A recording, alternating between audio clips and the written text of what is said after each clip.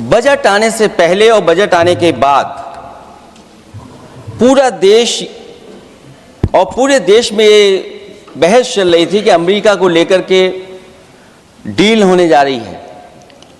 सभापति महोदय मुझसे पहले अभी जो भारतीय जनता पार्टी की माननीय सदस्य बोल रही थी, और भारतीय जनता पार्टी का ये पक्ष है कि हम लोगों ने दुनिया में बहुत सारे देशों से फ्री ट्रेड एग्रीमेंट कर लिया है।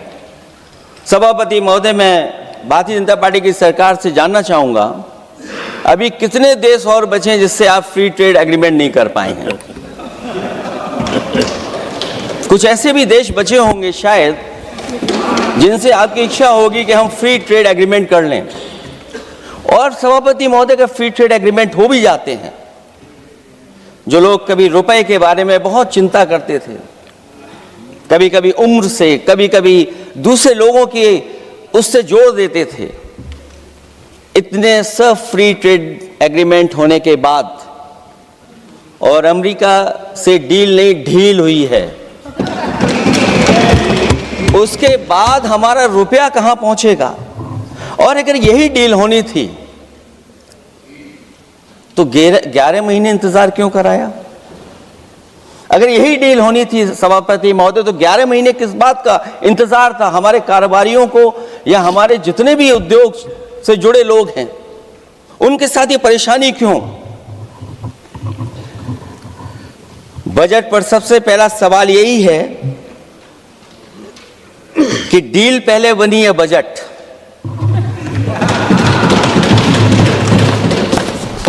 और बजट का हलवा यहां ज्यादा बटा के वहां। सभापति महोदय, स्वदेशी, आत्मनिर्भर, ये शब्द तो बहुत अच्छे लगते हैं,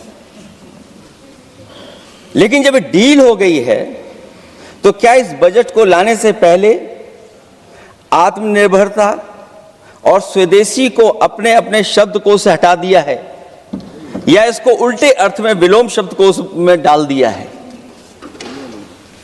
और ये डील नहीं है जो हम आप सब समझ पा रहे हैं, शायद 70 वर्ष के लोग ये नहीं समझ पा रहे होंगे, लेकिन पूरा देश समझ रहा है कि हमने अपना बाजार एक बार और खोल दिया है। $500 बिलियन का व्यापार एक तरफा, हमारे आत्मनिर्भरता कहां जाएगी? स्वदेशी नारा हमारा कहां जाएगा? हमारे देश की जनता भाजपा से कह रही है कि जहां तक हमें मालूम है डील एक तरफा नहीं होती है। क्या ये बनी वहां पहुंची यहां जहां जैसे कोई एक पक्ष मान रहा हो? जनता भाजपा से यह भी जानना चाहती है कि 0 बड़ा के 18।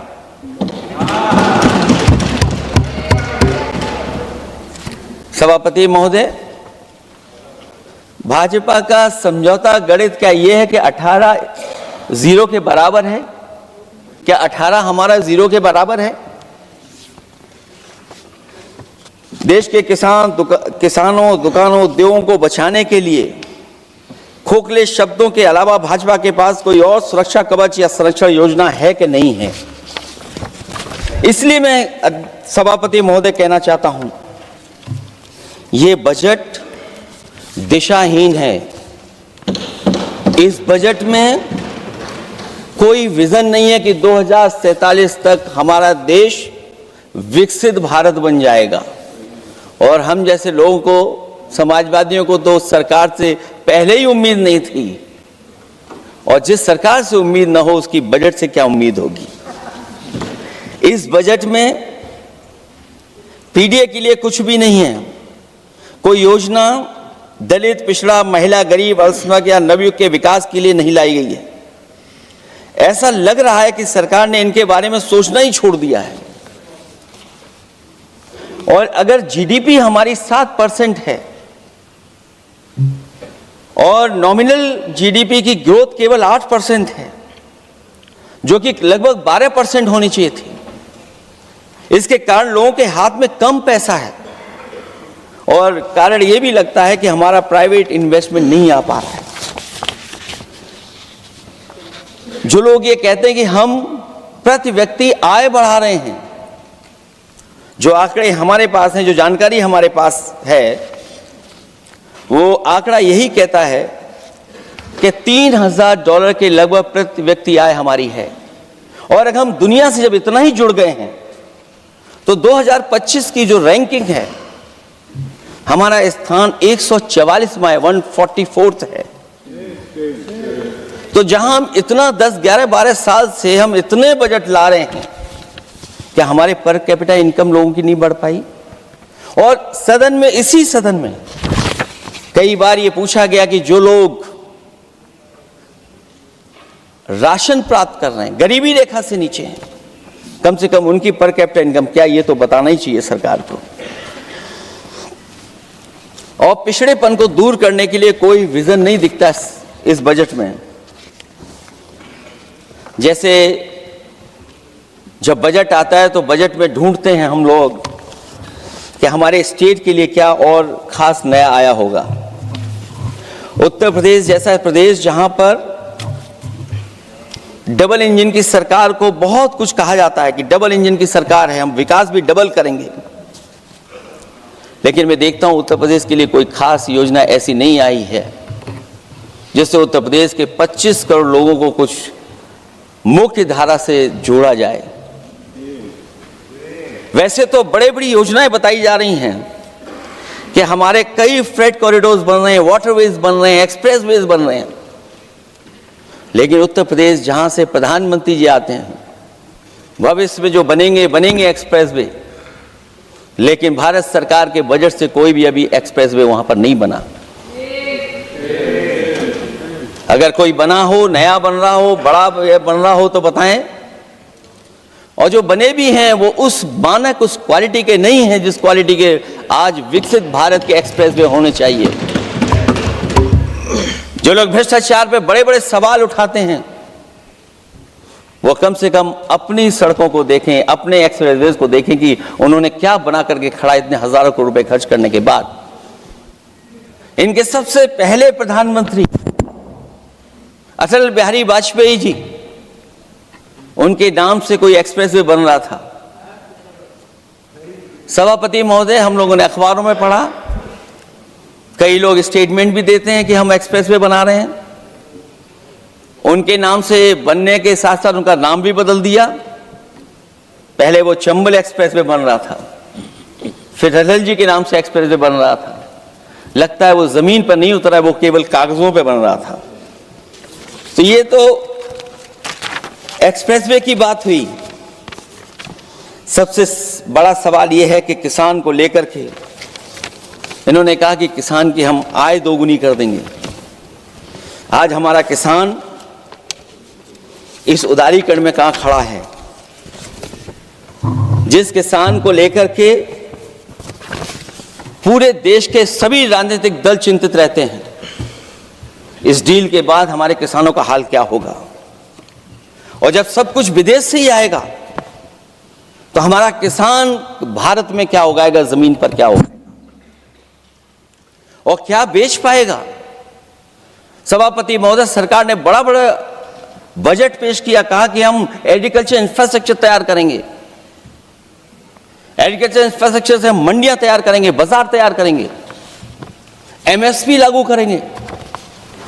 हमारे किसान जब काले कानून के खिलाफ लड़ रहे थे, बड़ी संख्या में जान चली गई, उसके बाद सरकार कहीं पीछे हटी और उन्होंने काले कानून वापस लिए।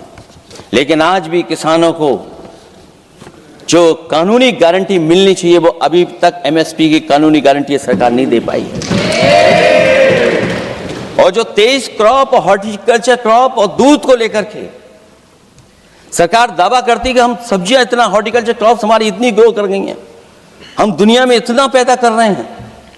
दूध के जब आंकड़े बताते हैं कि दुनिया में हम दूध का उत्पादन इतना कर रहे हैं, और अगर आपका बजट ही विकसित भारत का बजट है तो हमारे हॉर्टिकल्चर क्रॉप्स और जो हमारा किसान दूध का उत्पादन कर रहा है, दूध का उत्पादन हो रहा है, उसके लिए एमएसपी की गारंटी कब देंगे आप लोग? और गारंटी हम लोग इसलिए मांग रहे हैं क्योंकि उसको घर कैसे बनाएगा, घर कैसे चलाएगा, अगर उसको लाभ नहीं मिलेगा, बच्चों को कैसे पढ़ाएगा, अपनी बेटियों को हंसी खुशी विदा कैसे कर पाएगा। और इधर तो जहां फसल की कीमत नहीं मिल पा रही है, सभापति महोदय, सोने के भाव कहां पहुंच गए हैं। पहले गरीब सोचता था जब हम अपनी बेटी की विदा करेंगे तो कुछ सोने का एक सामान खरीद करके दे देंगे उसको।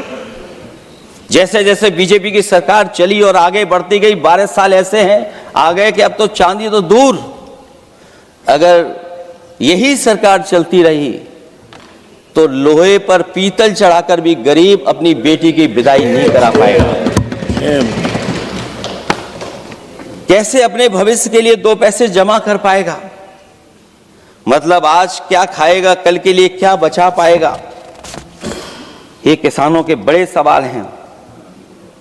भाजपाई किसानों को लाभ नहीं पहुंचाना चाहते हैं, ये किसी और को लाभ पहुंचाना चाहते हैं। कुछ अदृश्य लोग हैं जिनको लाभ पहुंचाना चाहते हैं, क्योंकि इनका बजट,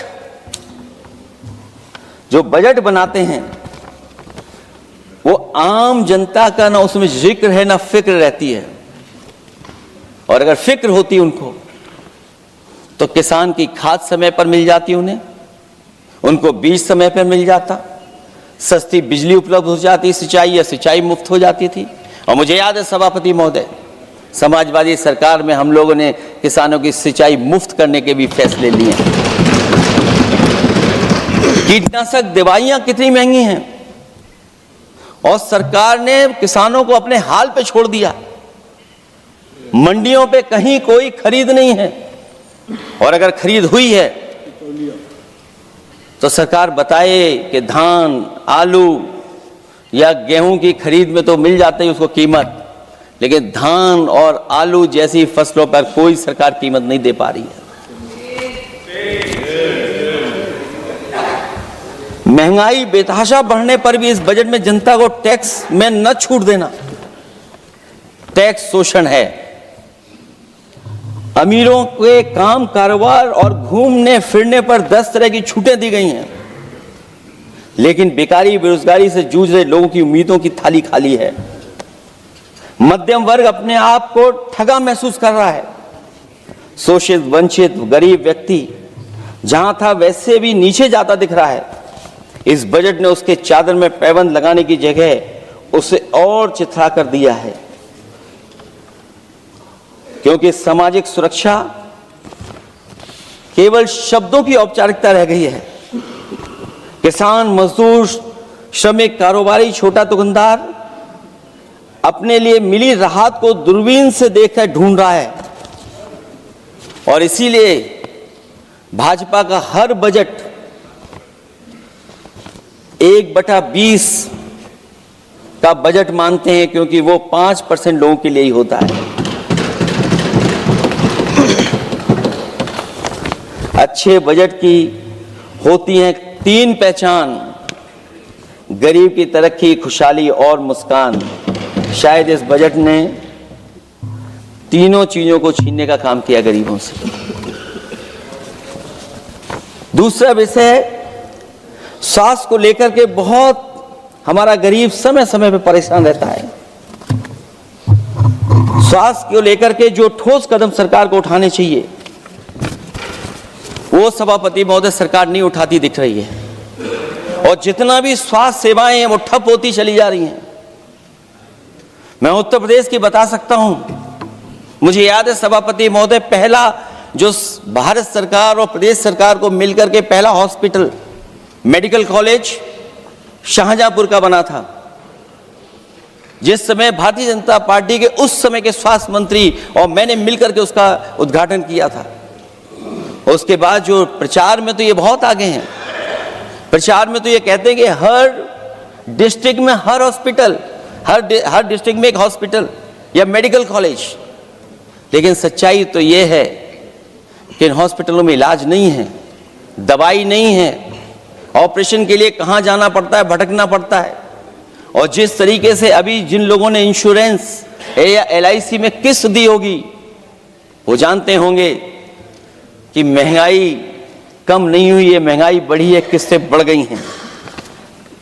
उदाहरण के लिए दिल्ली के एम्स के लिए 5,600 करोड़ रुपए और आयुष्मान भारत के लिए पूरे देश के लिए सरकार ने जो बजट रखा है वो 4,700 करोड़ रुपए है।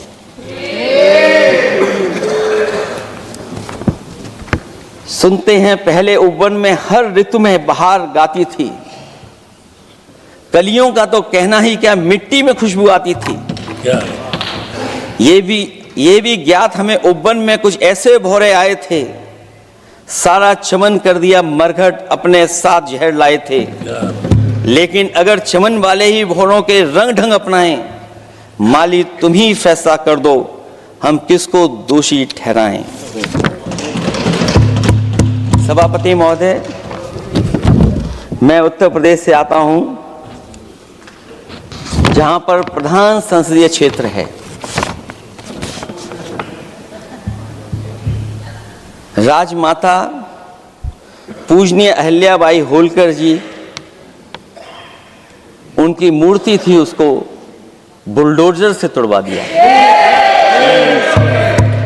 सभापति महोदय, कोई कल्पना कर सकता है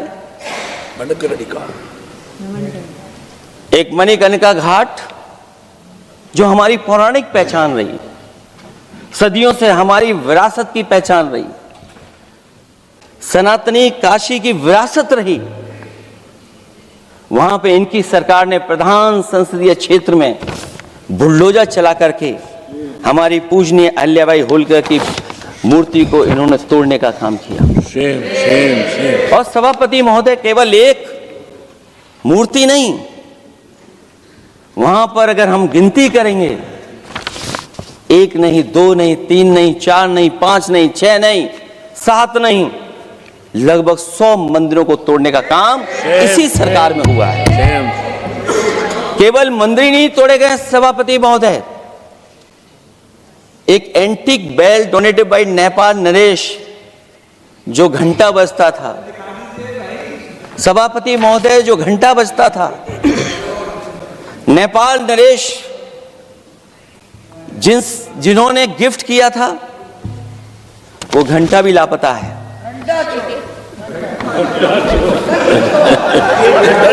केवल घंटा ही लापता नहीं है,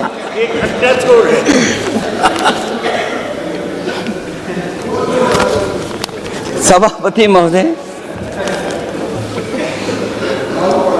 नमामि गंगा को लेकर के हमारे कानों में अभी भी वो बातें गूंजती हैं कि मां गंगा ने मुझे बुलाया है। क्या बात है कि पिछले 11 साल से मां गंगा ने बुलाया ही नहीं किसी को। मां गंगा बह रही हैं, जो उसके पैरामीटर्स हैं, जिस पैरामीटर्स को हर दिन नापा जाता है, उसमें डिसॉल्व ऑक्सीजन, सीओडी, बीओडी और तमाम पैरामीटर्स, आज किस हालत में है मां गंगा। कोई कह रहा था कि अब गंगा बहकर के दूर तक जाएंगी, लेकिन शायद वो ही नहीं जानते होंगे कभी कभी उल्टी गंगा भी बहती है। तो उल्टी बहेगी तो यूपी के आते आते आप बाहर हो जाएंगे। सभापति महोदय, नमामि गंगा, मां गंगा में जुड़ने वाली नदियां, वरना नदी को एक संरक्षण कैसे हो, ब्यूटिफिकेशन कैसे हो, रिवर फ्रंट कैसे बने, उसकी शुरुआत की थी। लेकिन सभापति महोदय, इनकी बुलडोजर सरकार ने उसका काम रोक दिया। काली नदी किस हालत में है।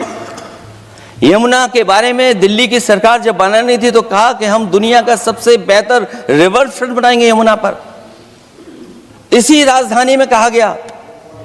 आज बताइए यमुना की हालत क्या है।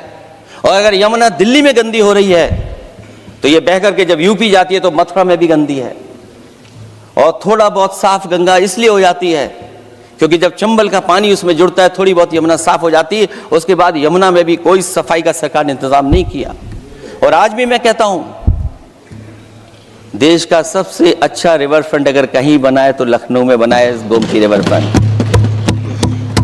जो लोग ये कहते हो कि दूसरा रिवर फ्रंट अच्छा है, मैं उनसे कहूंगा कि अभी लखनऊ के रिवर फ्रंट पर भी घूम करके आइए, तब आपको मालूम पड़ेगा कि रिवर फ्रंट क्या होता है।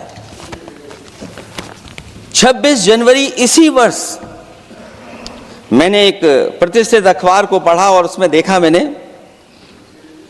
कि high uranium in India's ground water samples लिए गए हैं। एक्सपर्ट्स वार्न कर रहे हैं कि सेवरल हेल्थ रिस्क हैं उससे। Lead pollution alarming in 69 rivers in India contaminated, rivers are contaminated. हमारे पानी में पेस्टिसाइड है, इंडस्ट्रियल वेस्ट है, अनसेफ है ड्रिंकिंग के लिए। हमारी नदियों में मरकरी है, डेंजरस लेवल। और जितनी भी हमारी वाटर बॉडीज हैं इंडस्ट्रियल टाउन्स के आसपास, सब में टॉक्सिक है, मरकरी है, बड़े पैमाने पे डेंजरस है पानी वहां का। और कई जगह इंडस्ट्री का सीधा सीधा वेस्ट जा रहा है। आर्सेनिक लेवल का सोच ही नहीं सकते हम लोग, जो मानक है उससे कई गुना ज्यादा है। ये तो हमारे देश का पानी है जो नदियों में बह रहा है, जो अंडरग्राउंड वाटर बन रहा है हमारा। ठीक ही कहा हमारे माननीय सदस्य ने कि जो संपन्न है, प्रिविलेज्ड हैं, वो लोग तो पानी साफ करने की मशीन खरीद सकते हैं। हमारा गरीब क्या खरीदेगा? गरीब की हेल्थ को कितनी परेशानी और रिस्क है। यहां तक कि अंतर्राष्ट्रीय प्लेटफॉर्म पर हमारे देश को भी सुनना पड़ा एक प्रतिष्ठित चैनल पर कि आपके देश में इन्वेस्टमेंट क्यों आएगा, क्योंकि वहां आ ही नहीं सकता है, क्योंकि आपकी हवा खराब है। सोचिए, देश का पानी खराब हो, और ये मैं नहीं कह रहा हूं, पानी खराब सरकार को मालूम है, नहीं मालूम है, लेकिन जो प्राइवेट कंपनियां हैं जिनको अपना पानी बेचना है, तो वो बता रही है कि आपके भारत के पानी में क्या क्या है। और ये बात गलत है तो सरकार ऐसी कंपनियों पर प्रतिबंध क्यों नहीं लगाते हैं कि इस तरह अपनी कंपनियों का सामान बेचने के लिए झूठा प्रचार कर रही हैं। जो चर्चा होने लगती है हवा खराब है,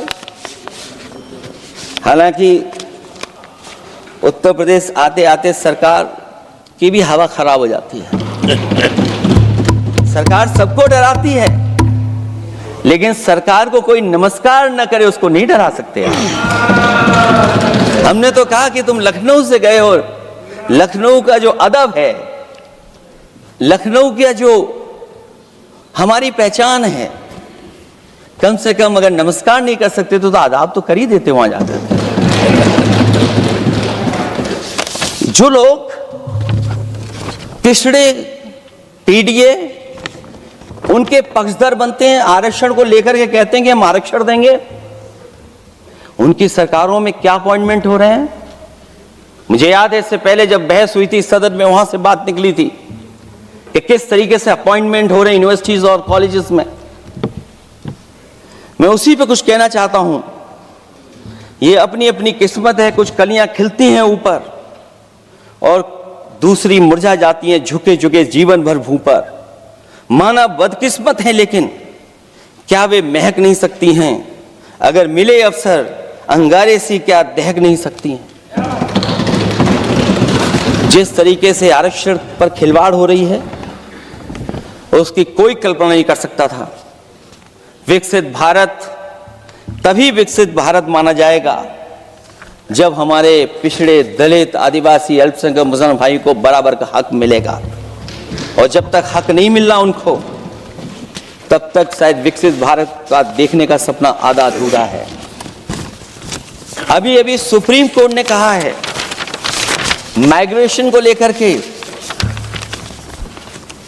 सुप्रीम कोर्ट ने 16 जनवरी को एक फैसला पलट दिया। हाई कोर्ट के फैसले को पलटते हुए फैसला सुनाया कि यदि आरक्षित वर्ग का कोई उम्मीदवार बिना किसी छूट का लाभ लिए अगर अनारक्षित वर्ग से ज्यादा नंबर प्राप्त करे तो उसे अनारक्षित वर्ग में सेलेक्ट किया जाएगा। क्या सुप्रीम कोर्ट भी कह रहा है? हमारे सरकार की भी नियत है कि सबको आरक्षण मिलना चाहिए जिनका हक हो। हमारे प्रधानमंत्री जी भी कहते हैं हम पिछड़े हैं। हमारे दूसरे नंबर के नेता, क्योंकि उन्हें सनातनी बनना था, अपना धर्म बदल के दूसरा धर्म लिख लिया उन्होंने। तो कम से कम पिछड़ों का तो ख्याल करिए आप। जब पिछड़ों का ख्याल करोगे तभी आपका देश विकसित बनेगा, भारत विकसित बनेगा। अगर आप पिछड़ों को छोड़ देंगे, दलितों को छोड़ देंगे, आदिवासियों को छोड़ देंगे, अल्पसंख्यक भाइयों को छोड़ देंगे, तो आप कैसे विकसित भारत बनाएंगे? एक आर्थिक बराबरी है, दूसरी सामाजिक बराबरी है। और मुझे लगता है बजट से न आर्थिक गैर बराबरी दूर हो रही है, न सामाजिक गैर बराबरी दूर हो रही है। और इनकी सरकार में कितना भेदभाव है। सभापति महोदय, केवल चुनाव जीतने के लिए सोचिए। एक 72 साल के बुजुर्ग पर मोईद खान साहब, आप जानते होंगे आपके क्षेत्र में, मदरसा टाउन एरिया। सभापति महोदय, बीजेपी का लक्ष्य केवल है चुनाव जीतना। इन आंकड़ों से क्या मतलब? और आंकड़ों के अगर ये ठीक आंकड़े होते सभापति महोदय, तो इन्होंने कहा था कि बुलेट ट्रेन हम 1 लाख करोड़ की बनाएंगे। आज बुलेट ट्रेन 2 लाख करोड़ की कैसे हो गई? सभापति महोदय कहा कि हम 1 लाख करोड़ में बनाएंगे बुलेट ट्रेन। और बुलेट ट्रेन केवल संपन्न स्टेटों में क्यों? हमारे बंगाल, बिहार और यूपी में क्यों नहीं? और अगर आप हाई स्पीड बुलेट ट्रेन लाना चाहते हैं तो 1 लाख करोड़ का बजट दिया था, 2 लाख करोड़ बजट हो गया। यूपी में जब बनेगा तो पता नहीं कब बनेगा, कौन जानता है कब बनेगा। चुनाव जीतने के लिए इनकी सरकार के लोगों ने झूठा फंसाया। ये सब जुमला है, जुमला। झूठा फंसाया, और इसलिए फंसाया कि वो मुस्लिम है, इसलिए फंसाया। 72 वर्ष के बुजुर्ग को 19 महीने जेल में रखा गया। समाजवादी पार्टी को बदनाम किया गया, और केवल इसलिए कि चुनाव जीत जाए आप, अयोध्या का चुनाव जीत जाए, क्योंकि अयोध्या का चुनाव आ रहे थे आप लोग। मैं अयोध्या की महान जनता का धन्यवाद देता हूं कि उन्होंने कम्युनल पॉलिटिक्स का समापन किया है। वो विकास के रास्ते पे जाना चाहते हो। मैंने पहले भी कहा, फिर कहता हूं, आपका विकास अयोध्या का तो मैं जानता हूं कैसा है, क्योंकि लोगों ने काशी को क्यूटिव बनते नहीं देख पाए। अगर हम सब सदस्य हैं और हमारे प्रधान संसद के संसदीय क्षेत्र को अगर हम क्यूटिव न बना पाए, आप विरासत मिटा रहे हैं। वहां पर कई सौ पुरानी दाल मंडी, जिसमें केवल वोट नहीं मिलता, इसलिए दाल मंडी को आप डिमोलिश कर देंगे आप। बनारस। और इसको अयोध्या को जीतने के लिए 72 वर्ष के एक व्यक्ति को झूठा केस लगाया, झूठा फंसाया, जेल भेज दिया। और न केवल उसको जेल भेजा, बल्कि उसकी दुकानें और उसकी बेकरी पर भी बुलडोजर चला दिया आपने। क्या डेमोक्रेसी में हमारे बुलडोजर का कोई स्थान है क्या? हाई कोर्ट कहता है कि आप फैसला सुना सकते हैं क्या? कोर्ट कहता है कि आप कौन हो गए फैसला सुनाने वाले लोग? और फिर आप लोग कहते हैं कि हर घर जल और नल। सभापति महोदय, इन्हीं के विधायक ने मंत्री जी को घेर लिया। इन्हीं के विधायक ने मंत्री जी का अपहरण कर लिया, और ये कहते हैं कि हम तो, हमारे कोई आवश्यकता नहीं है। ये कहते हैं इन्वेस्टमेंट लाएंगे, हम एमओयू साइन करेंगे। सभापति महोदय, देश के प्रधानमंत्री, देश के सबसे बड़े उद्योगपति उत्तर प्रदेश पहुंचे थे, एमओयू साइन किए गए, लाखों करोड़ के एमओयू साइन हुए। और एमओयू साइन होने के बाद जमीन पर कितना उतरा ये बताए सरकार। एमओयू के बाद सरकार बताए कितना जमीन पर उतरा है। इन्होंने जब कश्मीर का 370 हटा रहे थे सभापति महोदय, हाँ ना, बजट ही है ये एमओयू में, क्योंकि इंसेंटिव अगर नहीं देंगे तो कौन आपका इन्वेस्टमेंट लाएगा? ये राज्य का विषय नहीं है सभापति, राज्य से प्रधानमंत्री आते हैं। और आपने ये कहा कि प्रधानमंत्री के क्षेत्र में, हमने देश में कहा कि हमने 1000 किलोमीटर मेट्रो बिछाई है। आपने देश के प्रधानमंत्री के क्षेत्र में क्यों नहीं मेट्रो बिछाई? क्यों नहीं बिछाई आपने? आपने देश के प्रधानमंत्री के क्षेत्र को एक्सप्रेस से क्यों नहीं जोड़ा आपने? क्योंकि आपके पास बजट नहीं है। अटल बिहारी वाजपेयी जी के आपने नाम से एक्सप्रेस क्यों नहीं बनाया? बताइए आप, ये बजट नहीं है आपके पास। अयोध्या अयोध्या एयरपोर्ट घोटाला। एयरपोर्ट बनते ही पानी टपकने लगा। एयरपोर्ट तो दिल्ली का है, बजट तो दिल्ली ने दिया होगा। अयोध्या रेलवे स्टेशन, हमारे कन्नौज का रेलवे स्टेशन बनते ही गिर गया, और गिरने के बाद अभी तक नहीं बन पाया। तो ये बजट का हिस्सा नहीं है क्या? आप वाटरवेज बात कर रहे हैं, गंगा साफ नहीं है, आप पानी का जहाज कहां ले जाएंगे? बिहार में जाकर के रुक जाएगा। पिछली बार भी एक पानी का जहाज चला था, बनारस से जाते ही बिहार में रुक गया, जाकर के पटना भी नहीं पहुंच पाया। Rampath, sewer line smart city का हिस्सा है। आपका स्मार्ट सिटी कैसा है? इंदौर में पानी पीने से कितने लोगों की जान चलेगी सभापति महोदय? और कोई शहर बता दीजिए जहां कूड़ों का ढेर ना हो। जब देश के प्रधानमंत्री जी ने झाड़ू उठाया हो और उसके बाद भी कहीं कूड़ा ना हटे सभापति महोदय। भजन संध्या स्थल घोटाला हुआ, अंतर्राष्ट्रीय मीडिया सेंटर बनाया, उसमें भी पानी गिर रहा है। लाइट सजावट की चाइनीज आई हैं। अयोध्या हमारे देश का कारोबार कैसे उलझा दिया आपने? चीन और अमेरिका चाइना का लाइट लगाया और थोड़ा बहुत रशिया, चाइनीज विदेश नीति तो असफल हुई है, लेकिन हमारा बाजार को भी पूरा बेच दिया। और चीन के सवाल पर सभापति महोदय, चीन हमारी जमीन पर भी निगाहें रखे हुए है और हमारे बाजार पे भी। इसलिए जो सरकार फैसला ले बड़ी सावधानी से ले। मैं कितनी बातें बताऊं वहां पर। सेना जमीन ले लिया, जमीनें जाने कहां चली गई हैं। इसलिए सभापति महोदय, ये बजट दिशाहीन है। ये 2047 में हमारा विकसित भारत तो नहीं बनेगा। और जिस तरीके से बेरोजगारी बढ़ी है, बेरोजगारी को लेकर के जो चिंता रही, हमेशा रहती थी, और जो सरकार ने बड़े बड़े फैसले भी लिए थे, जानकारी दी थी कि हम बेरोजगारी ऐसे दूर कर लेंगे।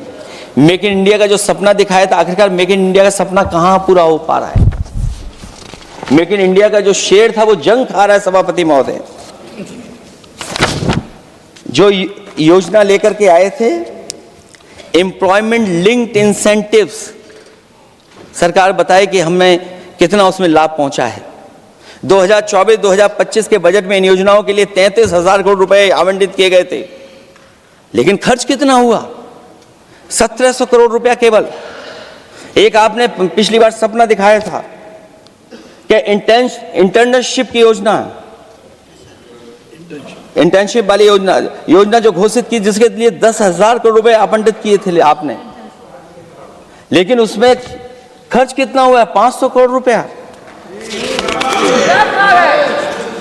और जो लक्ष्य रखा था आपने रखा था 5 साल में 1 करोड़ लोगों को, लेकिन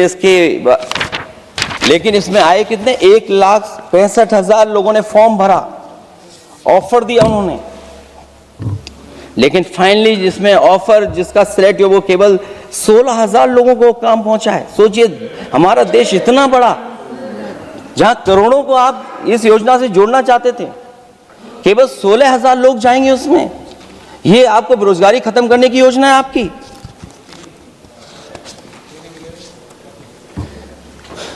माननीय वित्त मंत्री जी के सदन के सामने स्थिति स्पष्ट करनी चाहिए कि मनरेगा एक महत्वपूर्ण योजना थी जिसमें गरीबों को ग्राम स्तर पर रोजगार मिलता था, राइट टू वर्क के अनुसार थी। इस योजना को समाप्त करते हुए आपने क्या नाम रखा है? बीबी राम जी। और हमारे राम जी कहां बैठे हैं? कहां है हमारे राम जी? पीछे बैठे, जिन्हें बचपन से हम देखते आए राम जी। ये हमारी खुशकिस्मती है कि राम जी सदन में बैठे हैं, लेकिन आप राम जी का अपमान कर रहे हैं। आपको उनको यहां नहीं बैठा सकते, आपको यहां बैठाना चाहिए नंबर 2 पर। अगर आप सच्चे मायने में सभापति महोदय, बीपी राम जी आप कृपया देखिए, वित्त मंत्री राम जी को ही नहीं जानती हैं। अखिलेश जी हे भगवान, हम क्या करें अब? अखिलेश जी आप कृपया बजट पे आ जाइए। आप कृपया बजट पे आ जाइए अखिलेश जी। सभापति महोदय, बजट पे आइए। बजट पे आइए। एक मिनट क्या बोले, फिर बोलना दोबारा। नहीं, आप बजट क्या बोलिए? नहीं, सभापति जी बोलिए। नहीं सभापति महोदय, नहीं जिन्होंने गोली चलाई वो आपका राम मंदिर बना रहे हैं। सभापति महोदय, जिन्होंने गोली चलवाई वो राम मंदिर बनवा रहे हैं। अगर कुछ पता ना हो तो जाकर के पूछ लेना, पता कर लेना। आधी अधूरी जानकारी के साथ मत आया करो यहाँ पर। अब आप बताइए सभापति महोदय, बीवी राम जी नाम बदल दिया आपने। यूपी जैसा बड़ा स्टेट, उसको क्या मिलेगा अब, जहां पर 1000 ग्राम सभाएं अर्बन हो गई हैं। जब 1000 ग्राम सभाएं अर्बन हो गई हैं और 40% व्यय प्रदेश सरकारों पर डाल दिया गया है, ये स्कीम कैसे चलेगी आपकी? मैंने पहले ही कहा था कि एमएसपी की लीगल गारंटी मिलनी चाहिए। और जिस तरीके से किसान आत्महत्या कर रहा है, एनसीआरबी के आंकड़े सरकार के पास होंगे कि किसान कितनी आत्महत्या कर रहा है। जिन्होंने ये कहा कि 2022 तक हम दोगुनी आय कर देंगे। आप बताइए, आलू के पैदावार की क्या आय दोगुनी हो गई? धान की पैदावार करने वाले की आय दोगुनी हो गई। आपको गाय से बहुत प्रेम है। हमारे क्षेत्र में खुद एक काऊ मिल्क प्लांट बना, यूपी का पहला काऊ मिल्क प्लांट। आपकी सरकार ने उसको बंद कर दिया। आप कहते गाय की सेवा करो, लेकिन पहला यूपी का काऊ मिल्क प्लांट वो आपसे बंद हो गया। अगर शायद हम ऊंट के मिल्क की चॉकलेट बना रहे होते उस प्लांट से तो वो प्लांट चलता रहता।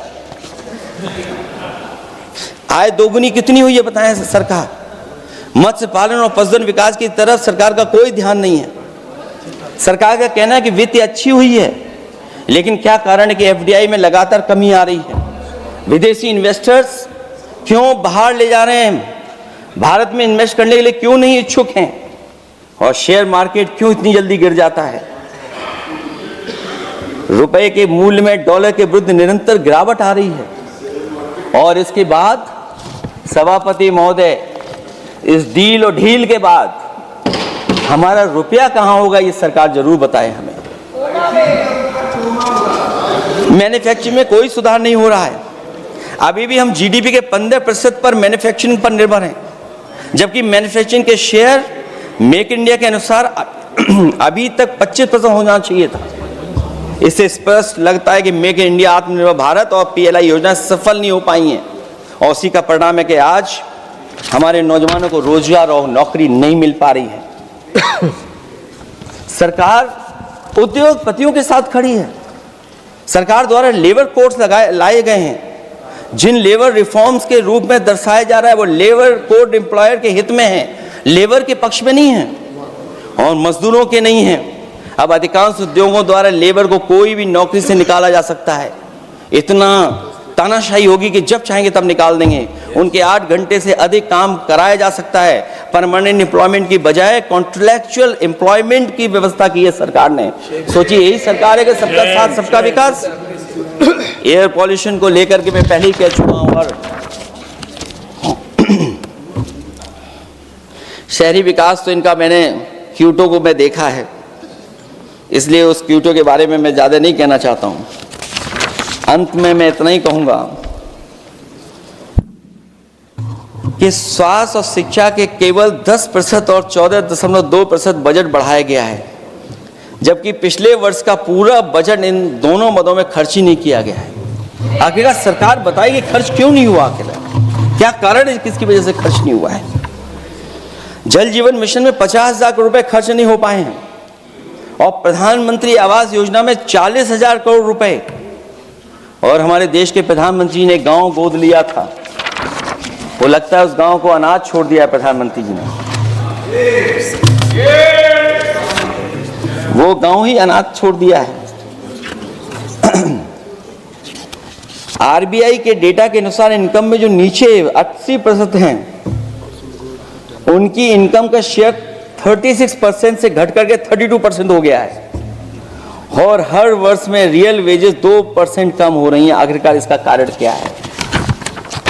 मुझे उम्मीद है सरकार बताएगी। कि इसका कारण क्या है कि जिसकी वजह से लगातार गिरावट होती जा रही है। मैं रैंकिंग में नहीं जाना चाहता हूं कि हमारी रैंकिंग कहां है, गैर बराबरी की रैंकिंग में हम कहां पहुंच गए हैं, हम कितना नीचे पहुंच गए हैं। जो तरह तरह की रैंकिंग समय समय पर आती हैं, उन रैंकिंग के बारे में सरकार को ज़रूर पता होगा कि हम एजुकेशन इंडेक्स में कहां हैं दुनिया में, हम हेल्थ इंडेक्स में कहां हैं दुनिया में, और जो एयर क्वालिटी के इंडेक्स है उसमें हम दुनिया में कहां हैं।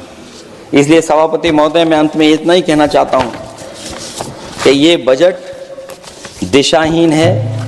2047 तक विकसित भारत तो नहीं बनेगा, लेकिन हमारे गरीबों के साथ बहुत अन्याय होगा। जिस तरह एआई पे बात की गई है, एआई अगर अच्छाई और भलाई के लिए हो तो अच्छी बात है, लेकिन पता नहीं भारतीय जनता पार्टी पे कितना रिसोर्सेज हैं कि एआई और जितना भी हमारा वो है जो बजट है, वो सबसे ज़्यादा खर्च वो करते हैं दूसरों को बदनाम करने के लिए। इसलिए इन्हीं शब्दों के साथ मैं सभापति महोदय का धन्यवाद देता हूं। मैं उम्मीद करता हूं कि सरकार इस बजट को गरीबों की तरफ मोड़ेगी, पीडीए के लोगों की तरफ मोड़ेगी, जिससे वो भी मुख्य धारा में खड़े हो सकें। बहुत बहुत धन्यवाद। माननीय सदस्यगण, अभी हम केंद्रीय बजट पर सामान्य चर्चा में हैं। अगला माननीय स्पीकर माननीय श्री अभिषेक बनर्जी जी।